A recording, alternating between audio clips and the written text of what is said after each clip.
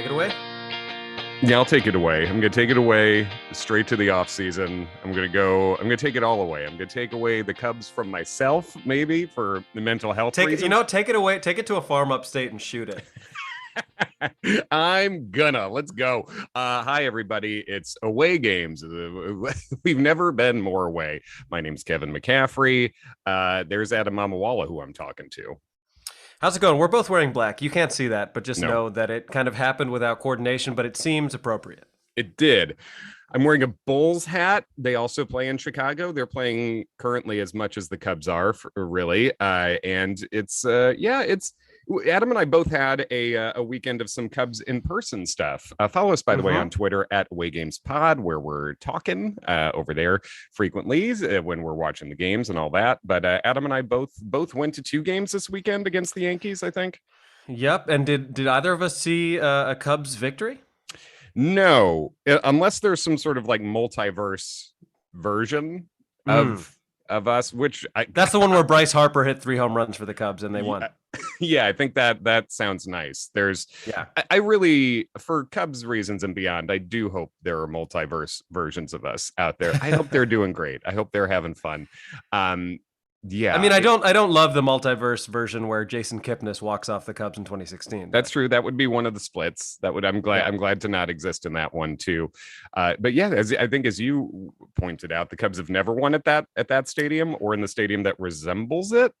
They have never won in old or new Yankee Stadium. It has never happened. They never won an away game in the World Series then. I believe they were swept both times they played the Yankees, including the one where Babe Ruth supposedly, pointed at center field or whatever. And said, I'm going to hit a home run.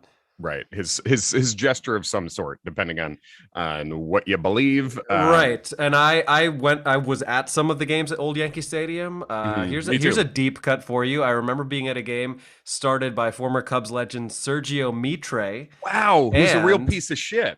Oh, is he? I didn't know that. I believe so. Let me make sure that's true. But I feel before we slander Sergio Mitre on this large platform that we have, let's make sure we get that right. But I do recall I had very good seats behind the Cubs dugout at Old Yankee Stadium. Sergio Mitre was pitching. Gary Sheffield hit a ground ball. I forget who made the out. It might have been Aramis Ramirez. Threw to Derek Lee, and Derek Lee saw me in my Cubs shirt and threw me the ball. Ah, that's pretty good. You got so you've had a couple balls thrown to you by Cubs. One from Montero when I screamed Miggy at him at Nationals Park, and one from Derek Lee. That's pretty great, both at away game stadiums. That's good. I went to the 2004 was the first year I lived in New York full time as an adult. So I went to all 3 of those Yankee games and all 3 of the Mets games that year. As you know, the Cubs went 0-6 in New York. Those are my wife's first 6 games in person. She also got a loss in at home, so she started 0-7 in her Cubs career in person. And so I was at those 3, and then was at New Yankee Stadium. Opened up with an exhibition couple of games. Yep, I was at those also. I don't think they won either of those either. Nope. And then I went to Saturday and Sunday, and you went to Friday, Saturday, correct? Yes. So I guess arguably you had the worst experience. I at least got to see a close game. Although the true poetic justice of it all is that the one time that I went to pee was when Hayward hit that home run. So in 2 games, I did not see the Cubs score. Wow. I think you had it worse because you saw the Saturday historic performance. Matt Swarmer gave up 6 solo home runs, which as my friend John Daly, who I host other podcasts with, the Bridgerton and Sex and the City, it's podcasts. He's not a sports guy, but I mentioned this. He was asking me how the games went, and I was like, well, a guy tied a record. It hasn't been done in like 70 years or something that one pitcher gave up 6 home runs and 6 solos. And as Daly put it in a very astute way, the 6th one can't really be on him, right? And it's like, I think that's true. You can't, if as a manager he gives up 5 and you're like, well, hold on, I think he's rounding into form. That's not good managing. And part of in fairness, we're coming off a 13-inning game Friday, and I'm sure he wanted Swarmer to eat some innings. But yeah, that was rough, and it was discouraging after. I've been known to be quite a homer in fantasy sports in general, and I actually did briefly pick up Matt Swarmer after his first two good starts, and then I saw that he was facing the Yankees, and I was like, I can't do it. And it's a good thing I didn't, because it was a big old negative stat line. And look, the guy is, he went to Kutztown University. He was playing in like an adult men's league a couple years ago, and now he's facing arguably the best lineup in baseball. It's not an easy task.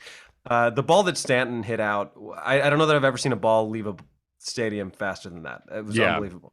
The only one I could think of that sort of reminds me of that was Yoenis Cespedes against the Cubs.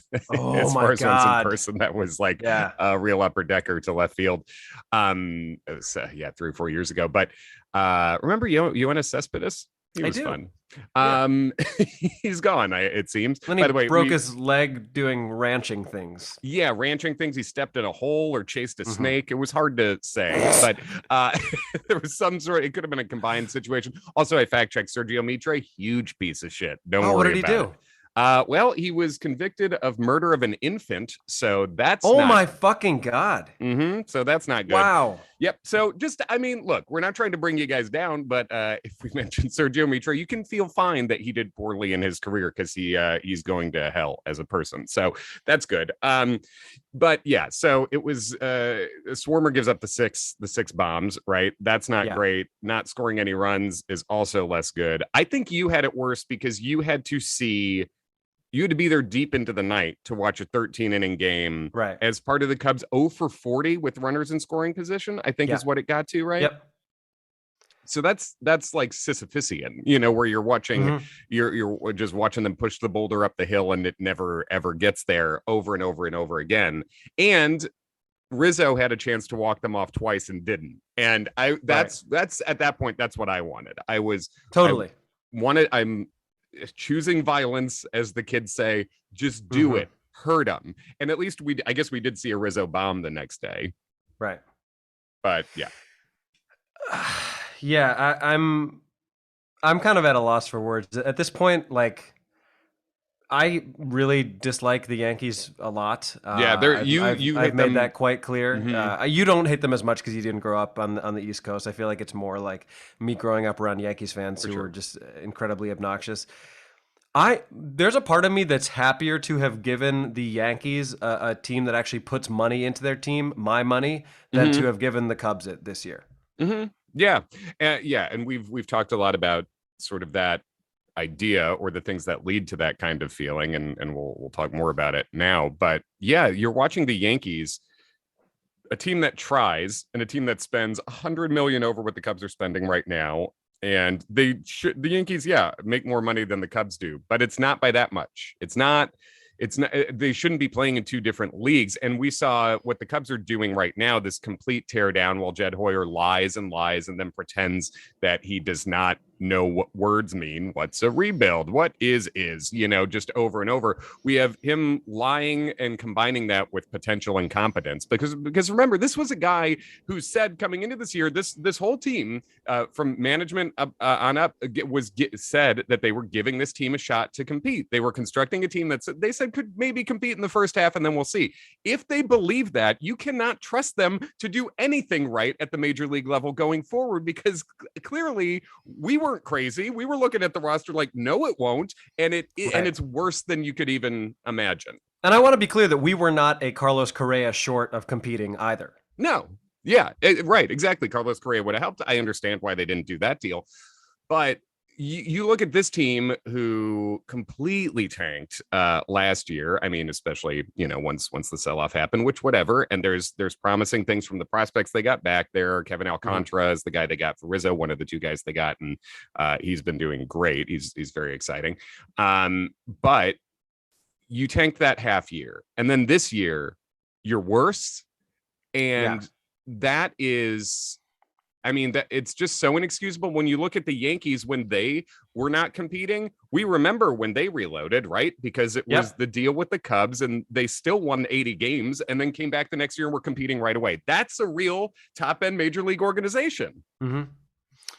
Here's the thing, right? We keep seeing this more and more and more, and there is a segment of Cubs Twitter that is like relishing in the failures and or injuries of former beloved Cubs, which I truly do not understand. Like it does not make me happy to know that Chris Bryant has been injured most of the year, or that Baez is struggling in Detroit, or I mean, I guess Rizzo doesn't fit the narrative quite as much, but like Schwarber, I think is not having a great year. But he had like 16 bombs, I think. Right. You know, so I mean, that's more than all the Cubs outfielders combined, literally, Yes. is Kyle Schwarber. So there's that. And Anthony Rizzo, by the way, we are seeing people like, just FYI, these are Anthony Rizzo stats. Anthony Rizzo's worth a win and a half already above what the Cubs have put at first base. FYI, if winning matters, but continue.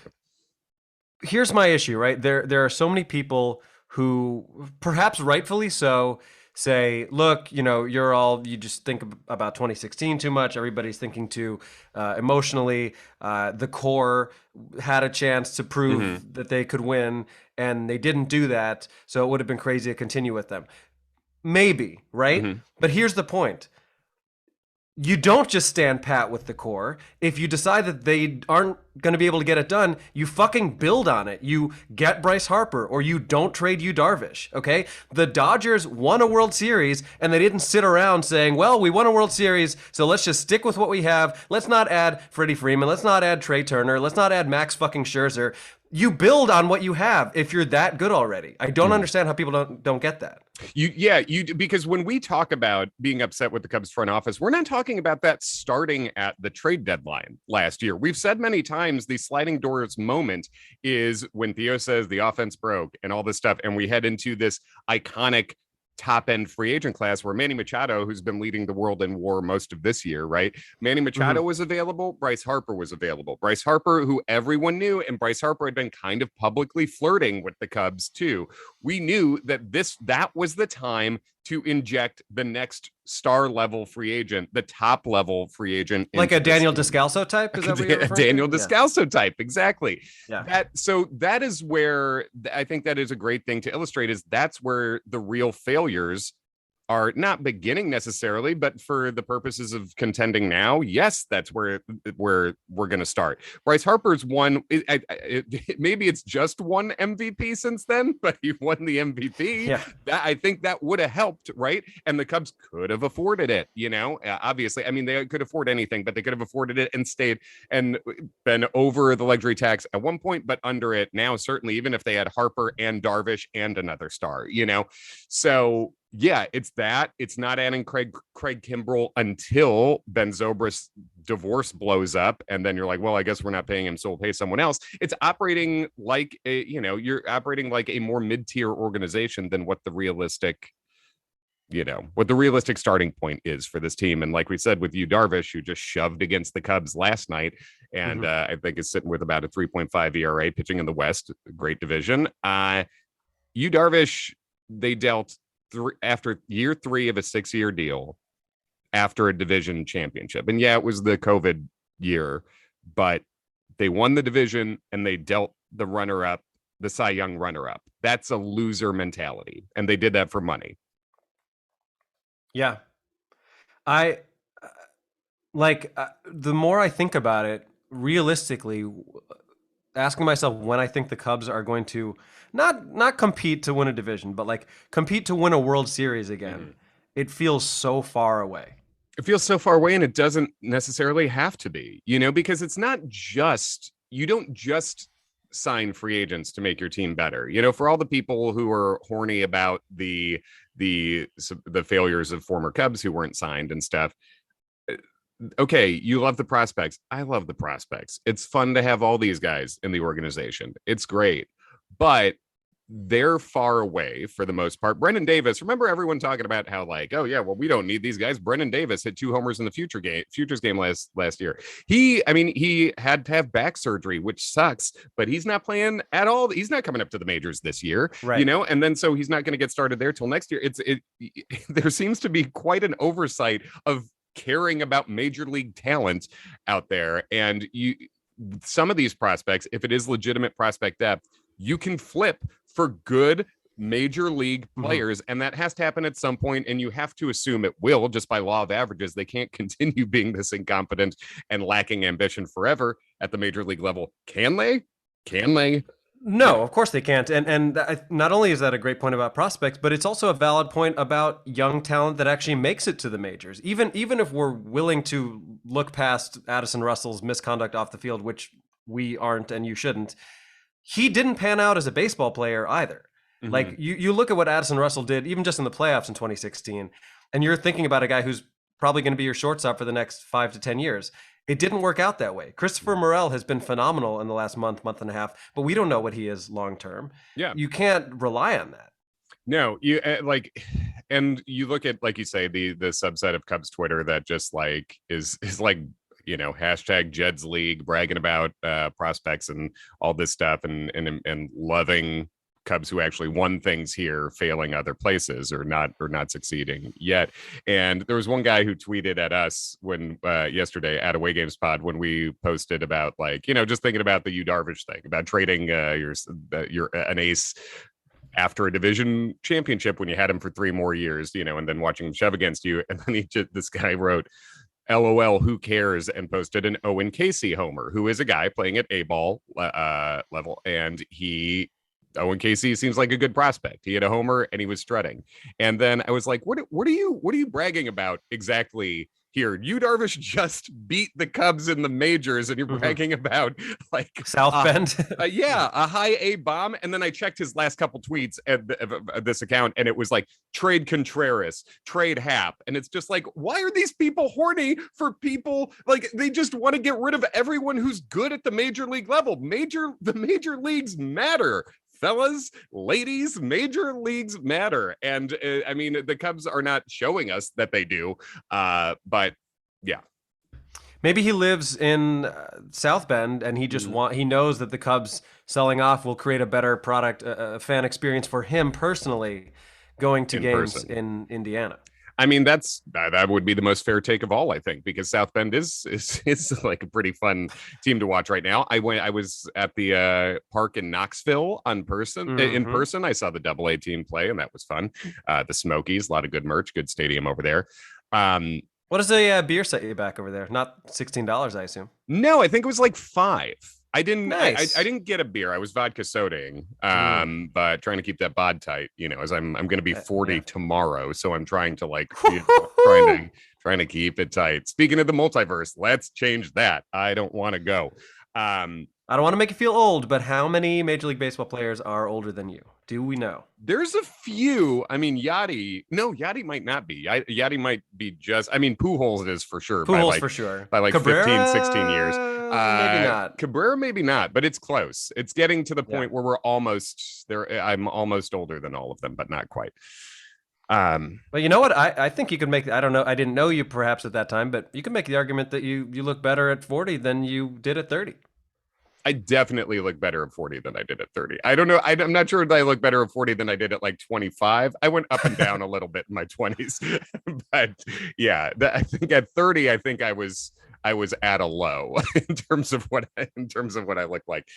But yeah, man, I think us, obviously, when you go to games in person, it sort of, it really brings home what you're watching. And then Sunday, I went to the game that you didn't, and that was an 18-4 loss where the Cubs gave up 5 in the first inning, and it looked like you just looking at the scoreboard, it looked like the Yankees it was a telephone number. It was like 5-3-1 something. It's like we got Celino and Barnes ass score. Yeah, exactly. Celino and Barnes ass box score. So what was it? 26-4 in the 2 games that you saw? Saturday and Sunday, is that right? Yeah, I guess so. Yeah, because it was 8-0 and 18-4, and my God. And I saw Frank Schwindel pitch the 9th, so that's exciting. And a couple innings before it happened, because Ian Happ had a great game. He homered, he tripled, he singled, he walked, and I tweeted from Away Games Pod, the Cubs are going to leave us one batter short of Ian getting a shot at the cycle, right? They did exactly that. They literally left Ian Happ in the on-deck circle with a chance to get the first cycle for the Cubs since Mark Grayson 93, I believe. I'm also embarrassed to say that Ian Happ was on my fantasy baseball team's bench on Sunday, much to my chagrin. I mean, you just watch them score 1 run in 18 innings, so exactly. I get it. But Happ played well, and that's good. Wilson Contreras is good still, as long as we have him. And Justin Steele pitched well yesterday too. 2 straight games now. Yeah, and I think that's something where we've seen a lot of people online, a lot of Cubs fans being like, they're good in the bullpen. Just put them in the bullpen. Don't start them. And as we've said, you can't just take every pitcher and be like they're a multi-inning reliever, because then you don't have a starter on your team. This year, for if anything, now needs to be about giving the guys who might start chances to start, because you don't. I think some fans are spoiled. You don't just show up and have like a sub-3 ERA your first year as a starter. It doesn't mean you're unplayable as a starter if you have ups and downs in your first year. Right. And I think we have to, especially with like Keegan, who's been up and down in terms of his role this year. He's had 2 real awful games. Kind of the opposite of Steele, right? Like he has 2 straight starts that are pretty rough, and Steele has terrible. 2 that are really. I mean, I think Steele's last 2, he went 7 in both and gave up 1 run in both starts. And last game was 7 with 77 pitches, and he took a ball off the bare hand on a play too. Yeah. So who knows if there was something swelling up or whatever. But Steele, and I think something that's been so encouraging about Steele is he pitches differently game to game so much. So he's still figuring things out. But there's some games he really leans on the 4-seamer. There's some games he doesn't really throw it at all. There's some games he's finishing guys with the slider. So he's really you can really see him trying on a bunch of different fits. Right. So, I mean, but this doesn't, even seeing the game Sunday, like, first of all, the Yankees are very good. But secondly, this doesn't change your viewpoint on Keegan continuing to start, does it? No. I mean, because he got the shit kicked out of him, and that's also happened to Garrett Cole. You know what I mean? And I made this comparison too, and it's not a comparison that, Keegan's maybe Greg Maddux. No, he isn't. But go look at Greg Maddox's Baseball Reference if you want to think about it. And he had basically a full season starting his first year where his ERA was 5 point something, and then I think it really was 3 years until he settled in. And now there's many differences. Right. Greg Maddux is one of the greatest of all time, and also Maddux was younger. He was like 21 in his first awful year than Keegan. But this year, you cannot just expect guys to do nothing but shove. You have to have some patience here. And people were talking about, well, Steele looks so great out of the pen. Yeah, he did. But now he's a starter who has had ups and downs this year, and it's his first full season really in that starting role. His ERA is about 4.5 right now. That's not ideal, but I think we can hope and kind of expect from what we've seen that it'll get more consistent and get better. And I think Keegan has shown us that he's worth letting stretch out and try to ride those waves a little bit with too, Yeah, and we'll see how things develop now that so as we record this on Tuesday, Hendricks is supposed to be starting tonight. I don't know. I assume that has not changed. Yeah, well, exactly. And they were kind of vague about that. I believe Ross said something to the effect, because I thought I was going to see him on Friday at Yankee Stadium. Actually, I thought I was going to see Hendricks and Stroman, and I saw Wade Miley, who pitched fine, and then Matt Swarmer obviously get knocked around. But it was like this kind of vague thing about like Hendricks has been dealing with some issues. It was like, does that mean health? Is it personal stuff? Like, I don't know what's happening. But anyway, Hendricks is starting tonight.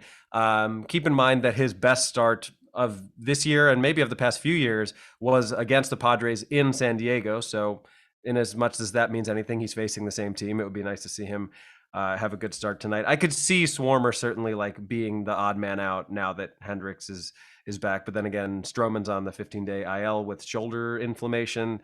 Miley and Smiley are out.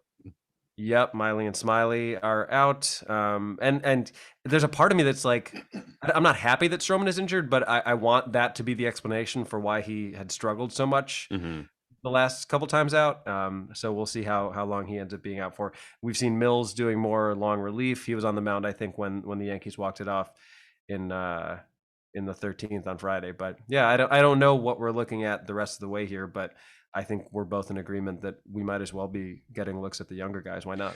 Yeah, why not? And the only reason to give them a bullpen starter too is if you're going to say, well, you got to build their innings up. And so none of these guys are going to be throwing 180 innings this year, probably, because it would be too big a jump and in terms of workload on those arms. So when the older guys that you plan on flipping are healthy, obviously you want them getting all the starts until the deadline. But this is part of why you cannot just count on doing nothing but the flippables as your team, because Miley and Smiley got hurt. So now what? and and I should say I was fine with both those signings. The Miley waiver pickup, where you just pay $10 million for a good starter for 1 year, that was very smart, I thought. And that was what a team with money should be acting like. But this is why you can't just have guys like that, because now what if neither guy is healthy by the deadline? It's a complete waste, right? So. And speaking of a complete waste, yes. It should give you some sense about how much in disarray this organization is, that we are half an hour into this recording and we haven't even talked about the Cubs DFAing Clint Frazier on the day that the Cubs go to Yankee Stadium. Yeah. Tell me about that. Am I crazy that it would have been worth giving him some at-bats to see if we could flip him? Am I dumb? Is there a reason that is not the case?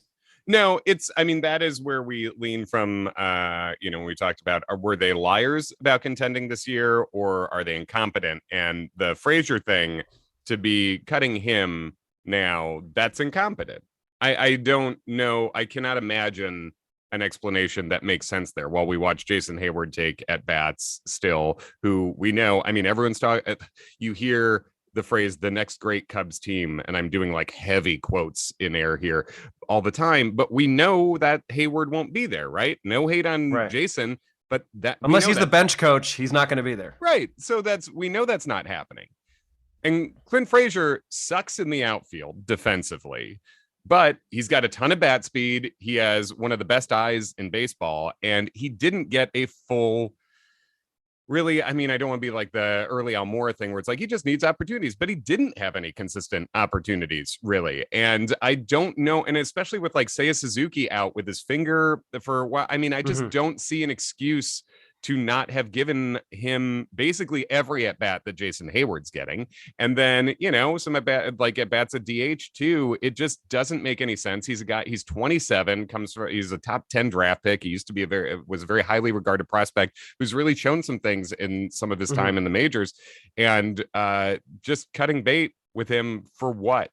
And again, I think I pointed out, this is cutting bait with him before he plays the Yankees, who he talked a bunch of shit about when he left, is just also the least fun choice you can make. And the Cubs have been doing a lot if he got an at bat, they would have booed the shit out of him and it would have been really fun. I was with one of my Yankees friends, and he was talking all kinds of shit about Frazier and asking how he's doing on the Cubs. And I was like, well, he's been injured here and there. And he's like, oh, typical. I was like, well, one of those is for an appendectomy. So I feel like that's kind of not his fault there. Yeah, you can't typically have appendectomies. Yeah. He's prone to appendectomies. Yeah, right, exactly. I guess it's binary, you are or you aren't.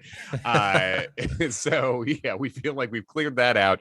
So I don't know. It's I still haven't seen if Frazier cleared waivers to be assigned to Iowa, but I can't. I think Frazier would have the option to just go free agent too. I'm not 100% positive about. You'd have to think someone else would take a flyer on him. Why not? I don't know why you wouldn't.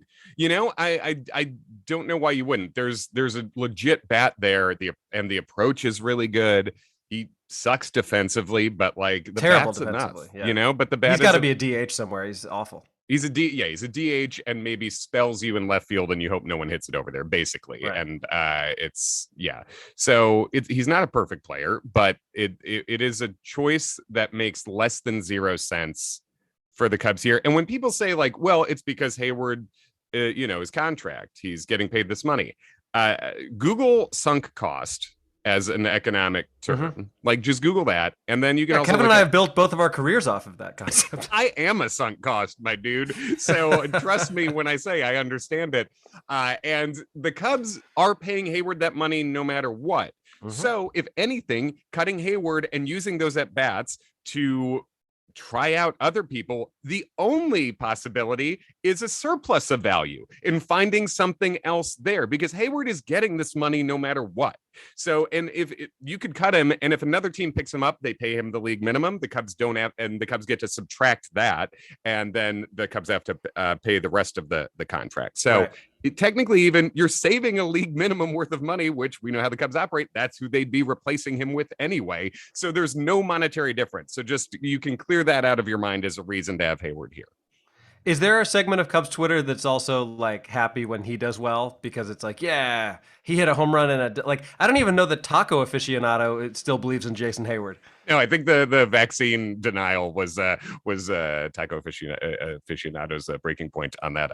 I believe that was the last time I saw the Hayward never stop believing in you meme, at least. So yeah, I don't know, but honestly, I guess I'd respect that weird sort of Cubs subset of where it's like, all right, you're rooting for somebody on the major league team. That's nice.